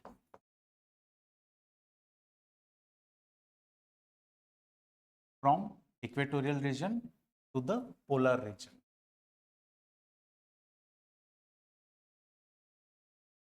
Okay, they transfer heat from equatorial to polar region. So इस तरीके से क्या होता है कि there is certain amount of energy balance, okay, which is achieved by the earth. Okay, ऐसा नहीं है कि पोलर रीजन्स मतलब ठंडा है तो एकदम ठंडा ही है, वहाँ पे भी आप जाओगे तो आपको ठीक ठाक मतलब गर्मी तो नहीं बोलूँगा बट बहुत ज़्यादा ठंड भी नहीं लगती, विल फील कि हाँ ठीक ठाक है, मतलब हम रह सकते हैं। तो वाई दिस हैपन्स बिकॉज कि हमारा जो हीट ट्रांसफ़र है that is happening because of the wind which are carrying energy or winds which are polar winds from the polar region towards the equator and from equator जो कि heated winds है towards the polar region. Okay? So इस तरीके से we will see that कि यहाँ पे heat transfer winds के थ्रू हो रही है। winds हो गया, same thing is being done by the ocean currents also. Ocean currents जब हम लोग पढ़ेंगे तो वहाँ हम लोग देखेंगे कि energy transfer is also taking place from the equatorial region towards the polar regions. कैसे? We have warm currents and cold currents. So warm currents and cold currents आप देखोगे तो उनका जो डायरेक्शन है, उनका आप ये ओपन कर सकते हो आपका एटलस, तो उसमें जो डायरेक्शन है इट इज़ ऑलमोस्ट अपोजिट. तो एक साइड से वार्म करंट ऊपर जा रही है और दूसरी साइड से कोल्ड करंट नीचे आ रही है. ओके, तो दिस ऑल्सो स्पेसिफाइज कि हमारा हीट एक्सचेंज हो रहा है with in the different cells. तो ये एक पार्ट है ऑफ द हीट बजट. तो this is heat budget of अर्थ. एक पार्ट में हम लोग देख रहे हैं कि एनर्जी कितनी रिसीव हुई एंड कितनी रिफ्लेक्ट बैक हुई. एक हम देख रहे हैं ओवर द स्पेशियल स्केल कि स्पेस में from 90 degrees that is lower pole to higher pole हमारा जो एनर्जी है वो कैसे डिस्ट्रीब्यूट हो रहा है and how it is getting intermixed with the other region. Okay, so this is also implying the heat balance which is achieved by the Earth's atmosphere. इसमें कोई डाउट? तो ये दोनों चीज, जो दोनों कंसेप्ट है, ये वाला और ये वाला, ये दोनों कंसेप्ट हमारा जो हीट बजट ऑफ अर्थ है उसे एक्सप्लेन कर. अब जैसे पुराना वाला जो है, मैं यहाँ बोल सकता हूँ कि इक्वेटर में ये आया तो इक्वेटर में तो हो गया. क्या पोल्स में भी सेम हो रहा है? या पोल्स में भी सेम हो रहा है? ऑलमोस्ट सेम हो रहा है phenomena. But we will see that कि एनर्जी जो वहाँ पे रिसीव हो रही है इज वेरी लेस. जो एनर्जी रिसीव हो रही है it is very less. But near the equatorial region, tropical region, जो एनर्जी रिसीव हो रही है इट इज़ वेरी हाई. ठीक, तो वो फिनोमेना को कौन एक्सप्लेन करता है? It is explained by this diagram.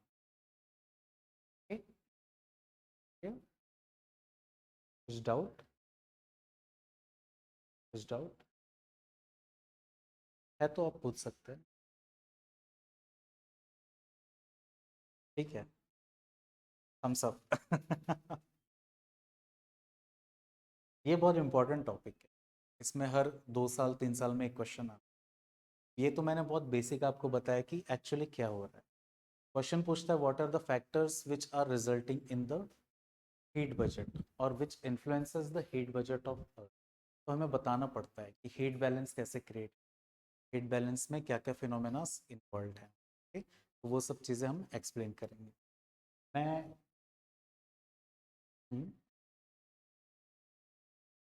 कल लिखा दूँ? ठीक है. आप आपने डायग्राम्स बना लिए दोनों? कल मैं दोबारा बना दूंगा. फोटो खींचना है तो आप खींच सकते हो, नॉट एन इश्यू.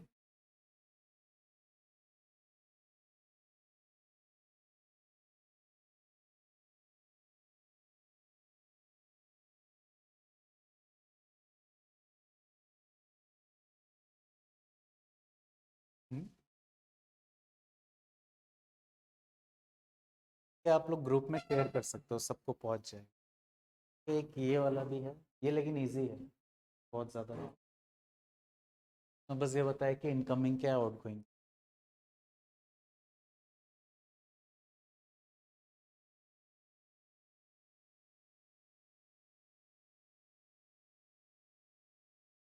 थक गए.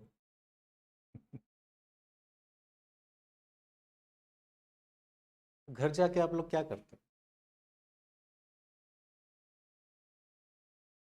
सो जाते हैं? रात में क्या करते हो? क्या देखते हो? हाँ, दिन को जो पढ़ाई होता है रिवाइज करते हो. न्यूज़पेपर कोई पढ़ रहा है अभी यहाँ? पढ़ रहा है यूट्यूब में,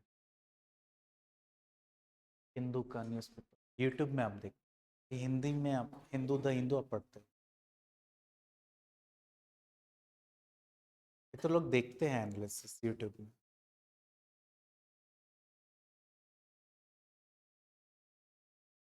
आप एनालिसिस अभी देखो, अच्छी बात है कि आप देख रहे हो, क्योंकि इनिशियली हमें नहीं पता होता है कि क्या इंपॉर्टेंट है क्या इंपॉर्टेंट नहीं.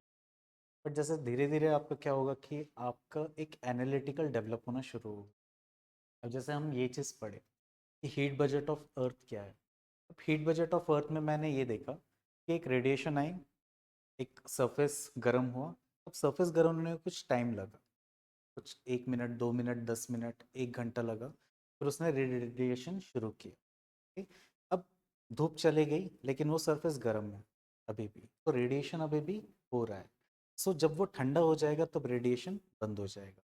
तो मैं ये क्या देख रहा हूँ कि there is a time period, जितने पीरियड के लिए हीट अर्थ के एटमॉस्फेयर या सरफेस में अब्सॉर्ब्ड है। ओके, क्या ये टाइम पीरियड कम हो सकता है या क्या ये टाइम पीरियड बढ़ सकता है? ओके, तो होता क्या है कि अगर एटमॉस्फेयर में एरोसोल्स बढ़ गए या जो डस्ट पार्टिकल्स है वो बढ़ गए या फिर पोल्यूशन के पार्टिकल्स है वो बढ़ गए, तो ये जैसे ही एटमॉस्फेयर में बढ़ने लगते हैं तो वो क्या करते हैं कि थोड़ा बहुत हीट अब्जॉर्ब करना शुरू करते हैं। ठीक? और वो भी सेम चीज करते हैं कि अब्जॉर्ब किया, स्टोर किया और रीरेडिएट किया। ओके, कुछ कुछ पार्टिकल्स क्या करते हैं कि वो they act as a hygroscopic nuclear. Hygroscopic nuclear ये होता है कि जो अपने आसपास में क्लाउड के जो पार्टिकल्स है, ये जो क्लाउड के बेसिक पार्टिकल्स है या पानी को इकट्ठा करना जिसे कहते हैं, तो वो काम वो करते हैं। तो अगर पानी को वो गर्म कर दिया तो वाटर के साथ इशू क्या है, उसका स्पेसिफिक जो हीट है वो काफ़ी कम है। मतलब वो धीरे धीरे गर्म होगा और ठंडा भी धीरे धीरे होता है।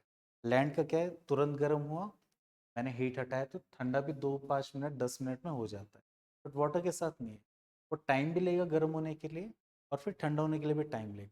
तो उससे क्या होता है कि उस ड्यूरेशन का जो अर्थ में हीट प्रेजेंट है, मतलब टाइम पीरियड की बात कर, वो बढ़ने लगता है।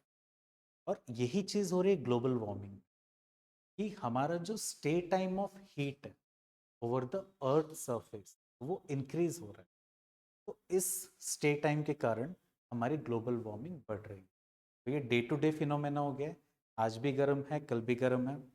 अभी भी हम लोग बहुत सारा फॉसल फ्यूल यूज़ कर रहे हैं, कंस्ट्रक्शन चल रहा है, उससे PM10 PM2.5 पार्टिकल्स निकल रहे हैं, एरोसोल्स फॉर्म हो रहे हैं। ठीक, फिर पोल्यूशन अलग अलग लेवल पे हज़ारों टाइप के हो रहे हैं। ठीक, industrial pollution, agricultural pollution, house hold pollution, pharmaceutical pollution, chemical pollution, biological pollution, ecological pollution. कुछ उसमें पोल्यूशन टाइप है जो कि ओजोन लेयर तक पहुंच जाते हैं, वहाँ पे फिर होल करना शुरू करते हैं। So there are various type of pollutants. तो ये चीज़ हमारा जो क्लाइमेट है कि हम जिस क्लाइमेट में रह रहे हैं उस चीज़ को चेंज करने लगे। तो वो चेंज का जो रेप्लिकेशन है अब हम लोग फील करने लगे एज ए ह्यूमन बीइंग। तो हम लोग इसका सोल्यूशन चाह रहे हैं कि क्या सोल्यूशन। तो आपने सुना होगा UNEP है, बॉडी है, Rio summit, Rio summit, Rio+20 summit, okay, Stockholm convention.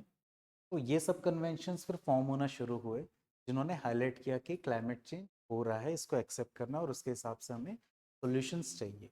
तो उन्होंने फिर 3 बॉडीज फॉर्म की। ये 3 बॉडीज, पहली बॉडी फॉर्म हुई थी 1972 में, that was UNEP, United Nations environmental programme.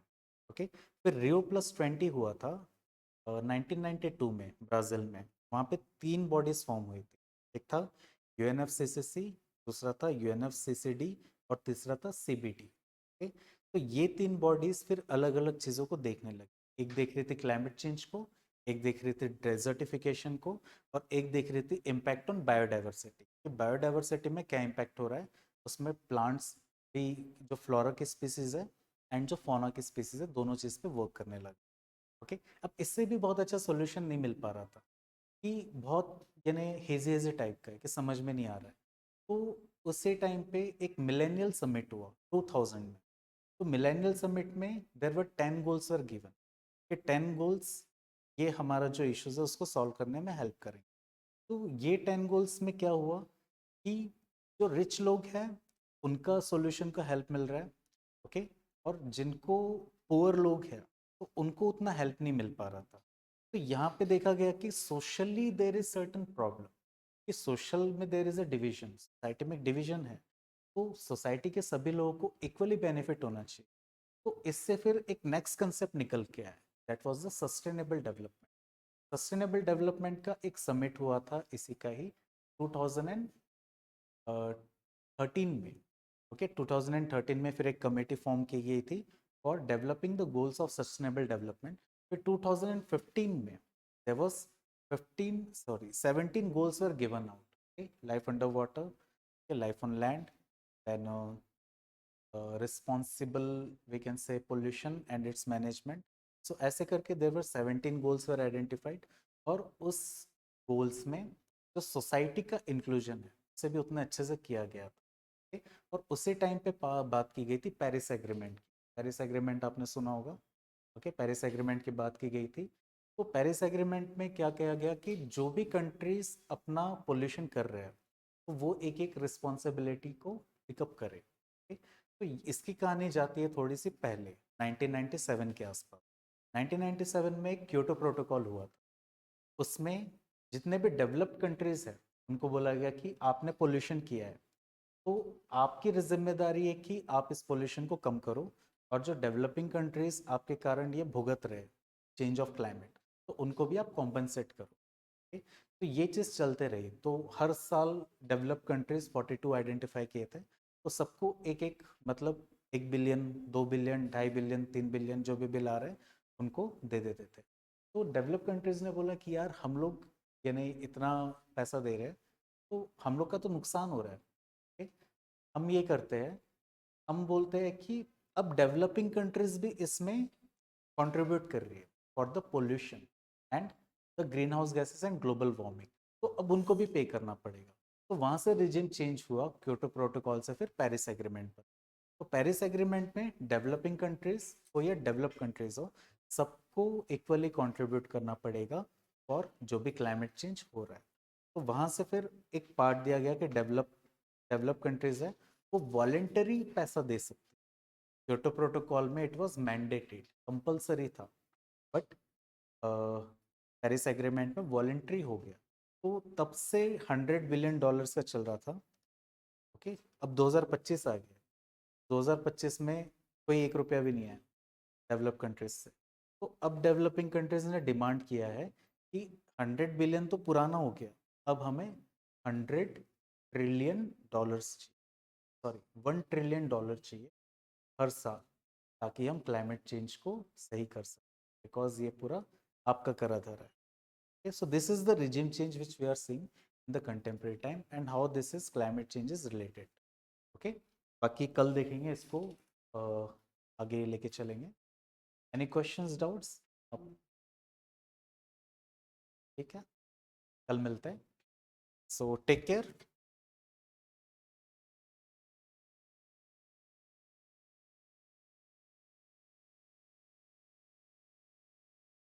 Sorry